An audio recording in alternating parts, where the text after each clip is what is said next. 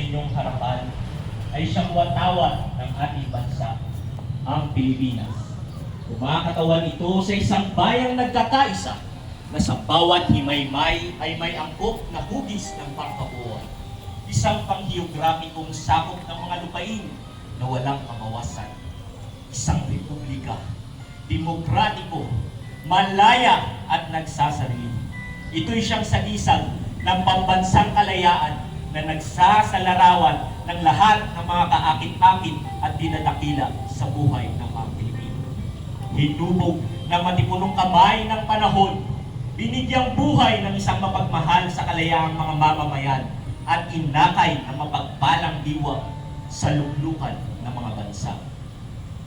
Naging pamalagi ang palatandaan ito ng ating mga pagmamana at nabubuhay ng mga sagisag ng ating mga karapatan ng tayo ay isilang.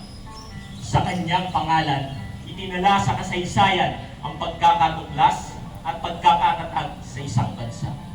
Ang kaluluwa nito ay mabubuhay hanggang sa wakas ng panahon at ang kanyang matatayog na mga adhika ay matatapos lamang kapag ang mga bansa at mga lahi nito'y magmaliw ng ganap.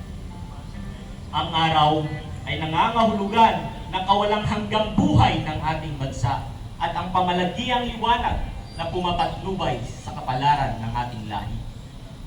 Ang 8 silahis ay kumakatawan sa unang mga lalawigang nagkasama-sama. Tinutukoy ng 3 mga bituin ang 3 mga malalaking pook, ang Luzon, Visayas at Mindanao na inihandog sa atin ng kalikasan ayon sa kalooban ng buong may kapal.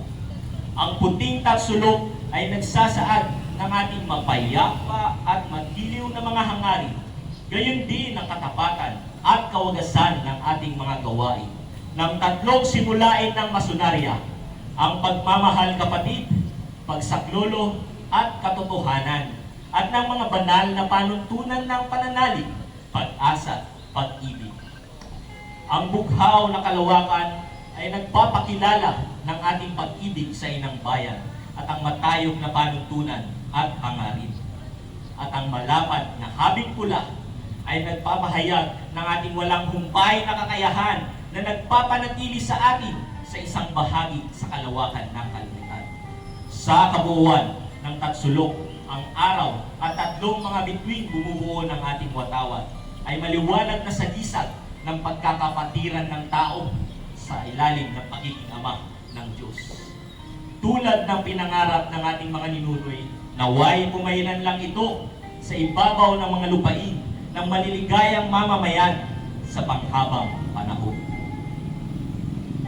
Hayun ang ating watawat, bumawagayway, isang sagisag ng pambihirang ganda at makabayang kahulugan, isang ulirang pananglaw ng ating mamamayan sa isang mapayapa, nagsasarili at malayang pamumuhay. Magpugay kayo rito, sapagkat ito ang kabuuang ganap ng kaligayahan ng ating mga ninuno sa panahon ng mga siglong nagdaan. Haggan ninyo ito, sapagkat ito ang watawat ng ating magigiting na mga anak ng ating sinaraha Sulaiman at Maria Clara.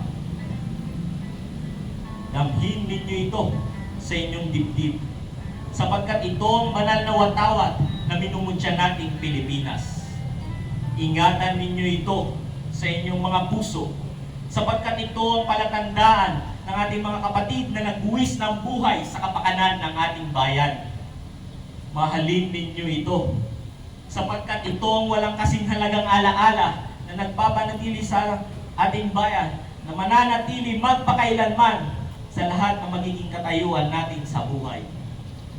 Igalang ninyo ito ng lubusan, sapagkat ito ang nabubuhay na katauhan ng diwa ng ating lupang sinilangan.